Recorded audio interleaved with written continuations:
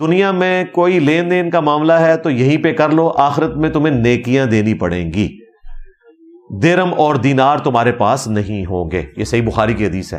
اور جو پہاڑوں کے برابر نیکیاں لے کر آیا، نماز، روزہ، حج، زکوٰۃ کی، لیکن اس حال میں کہ دنیا میں کسی کو مارا، کسی کو پیٹا، کسی کا خون بہایا، کسی کا دل دکھایا،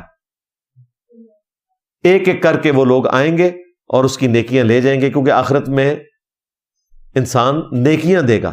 کسی کا مال دبایا ہوگا، مال نہیں ہوگا، نیکیاں دے گا، حتیٰ کہ اس کی نیکیاں ختم ہو جائیں گی، نماز، روزہ، حج، زکوٰۃ۔ ابھی بھی کچھ لوگ باقی ہوں گے جن کا بدلہ دینا ہوگا۔ اللہ تعالیٰ فرمائے گا اس کی نیکیاں ختم ہو گئی، اب تمہارے گناہ اس کے کھاتے میں، اور اسے اوندھا منہ کر کے جہنم میں پھینکا جائے گا۔ میری امت کا مفلس یہ ہوگا۔ اندازہ کریں گناہ کسی اور نے کیے ہیں اور اس کے کھاتے میں ڈال رہے ہیں، صرف اس وجہ سے کہ اس نے حقوق العباد پورے نہیں کیے۔